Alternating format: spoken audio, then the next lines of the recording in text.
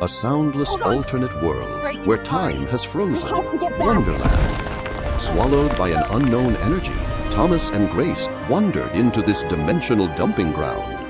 Seeking clues to return to their original world, they gained reassuring companions, the android Vector and the all-purpose AI robot Logic. Their next objective was to build a fortified mobile base capable of covering land, sea, and air.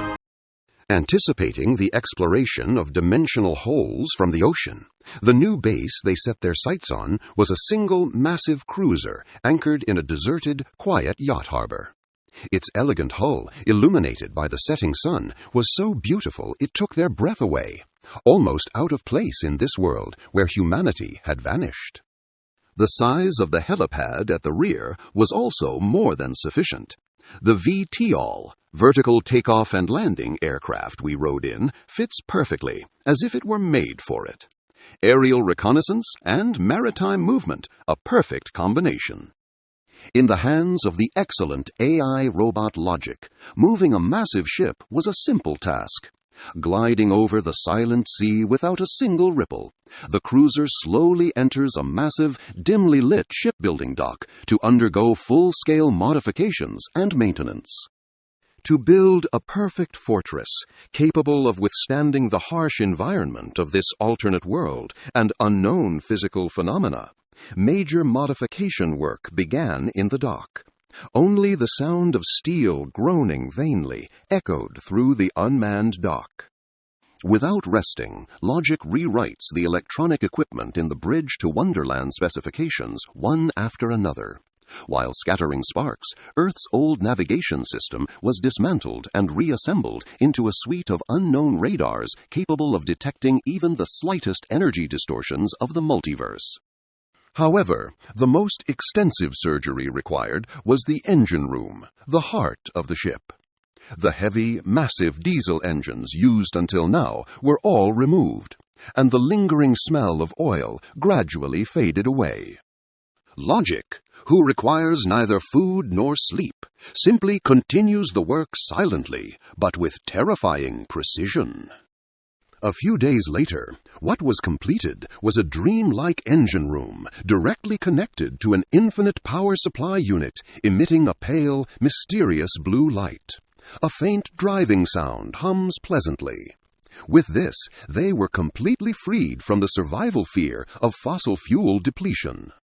The living space was also beautifully arranged by Logic's hands, heavy wood-grain walls and a glittering chandelier. The dining room, after the modification, had regained an overwhelming elegance that completely made them forget that they were in an alternate dimensional survival space where it wouldn't be strange if they lost their lives at any moment. Grace, I'll give this to you. It's a control terminal exclusively for the new cruiser. From navigating the ship to managing the energy, you can control everything with just this one exceptional device. I want to leave the future steering to you. For this ship heading into unknown territory, rather than a scientist's curiosity, we need the careful judgment of a doctor who puts life first. At Thomas's words, Grace, though bewildered, quietly accepted the terminal. Grace was given a new, comfortable private room, with a large round window offering a panoramic view of the sea. Clean sheets on a soft bed. Normally a luxurious space to be rejoiced in, for some reason it drove her into a deep loneliness. A safe fortress, a comfortable room. But for some reason, even as the environment is set up like this, the unease in my chest doesn't disappear at all. Rather, day by day, an incomprehensible fear tightens its grip on me. Outside the window spreads a false night sky where unfamiliar constellations twinkle. Perfect silence where not even the sound of the waves can be heard. Grace lies on the soft bed and falls into a deep sleep. However, her mind was haunted by an ominous vision every night. It was a scene far too vivid to be called a dream. What could be heard was the mechanical beep of an electrocardiogram. and the figure of a man lying in bed, covered in wounds and connected to countless medical tubes. "Ha! Thomas! That dream again. No, it's different. This isn't just a nightmare. It's not about logic. My soul is screaming that this is an SOS from reality." As if driven by an intense premonition, Grace runs her pen across paper in her room before dawn. Remembering the eyes of Thomas trying to explore the unknown, she deeply engraves her overflowing feelings and apologies onto a single piece of letter paper. To my beloved Thomas, I understand your feelings as a scientist, wanting to carefully investigate everything before moving. But I can no longer ignore this unease in my chest. My intuition is screaming that if I don't go right now, it will be too late. While you are out exploring the island tomorrow, I will take the cruiser and head out to search for clues to return to Los Angeles. I am afraid of you stopping me, so please forgive me for leaving silently like this. I promise to definitely return to you. So please wait for me and don't do anything reckless. With love, Grace. The back of her, as she quietly boarded the ship, never looked back. Suddenly, the space distorted violently, and Grace was enveloped in an intense light and vanished. Where is this? The cruiser is... What jumped into the vision of the awakened girl was an inorganic white ceiling and the pungent smell of disinfectant. That was a hospital room in the familiar real world. Grace, thank goodness, truly. The undeniable warmth of her parents, clinging to her as they broke down in tears, told her that she had returned to this world. But her memories were in violent chaos. According to the stories of her family and the police, she had fallen from the collapsed cliff that night into the sea tens of meters below. 3 men and women were discovered by a local mountain rescue team where they had washed up on the shore. Memories of the mysterious survival life in Wonderland and the facts of a gruesome fall accident in the real world clash violently in Grace's brain. Severely injured, they were placed in an ambulance, kicking up dust, and immediately rushed to the largest general hospital in Africa. It was a chaotic situation, akin to a field hospital. The beds were packed full, and groans could be heard from everywhere. However, thanks to the desperate efforts of the local doctors, they somehow managed to survive.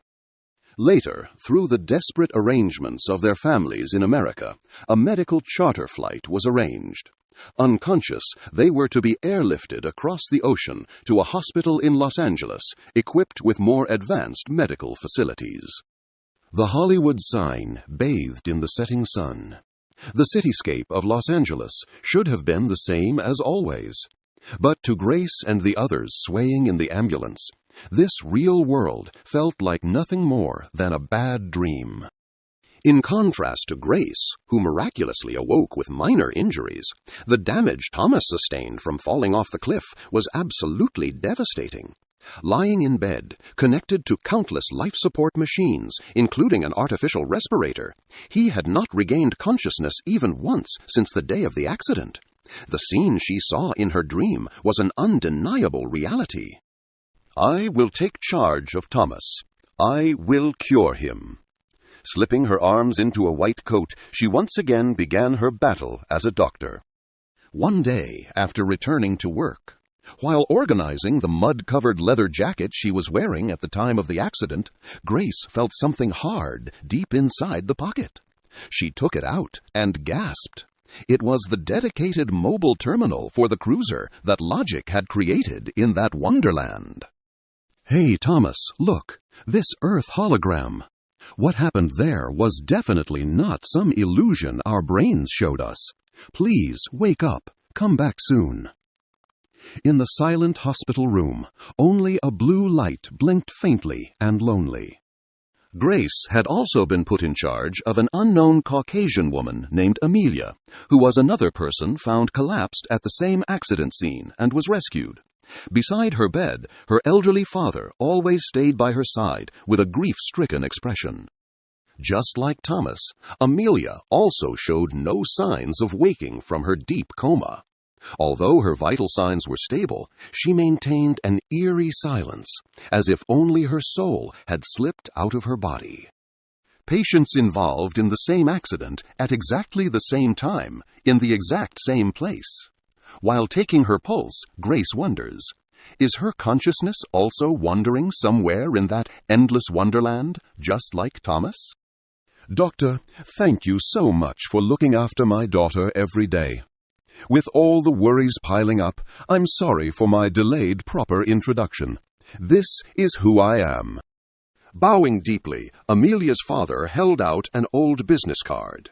Grace, smiling and saying, "No, it's my duty," casually accepted the business card.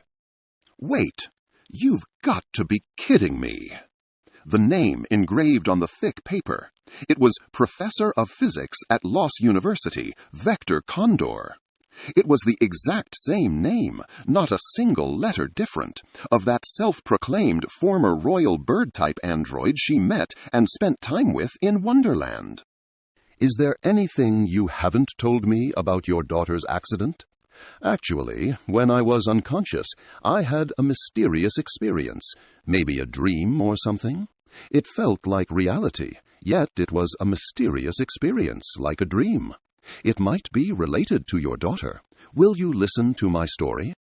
Grace hurried to show him the mobile terminal and briefly talked about the alternate dimensional space and the AI robot.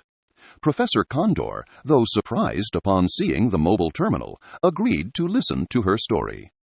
Meanwhile, around that time, in the alternate world, Wonderland, where physical laws are gone awry and infinite time stretches out. What in the world? The cruiser is gone. Grace, too? What waited for them upon returning from their exploration was an empty yacht harbor, with only an eerie stillness remaining. There's absolutely no response on Logic's lifeform sensor either. She had vanished without a trace. Where on earth did she disappear to? Head for Los Angeles? That's absurd. This is the dead center of an alternate dimensional space where not even a map exists. Grace, where on earth did you go all by yourself? The connecting thread of the name Vector suddenly appeared in the real world, and Thomas, left behind alone in the alternate world without a single clue. The mystery of the two intersecting dimensions, far from being solved, drags them down into a bottomless swamp. Will Thomas set out on a journey aboard the cruiser packed with the latest technology to search for Grace? And will Grace be able to bring Thomas back to consciousness? Keep your eyes peeled for this development, filled with nothing but mounting questions.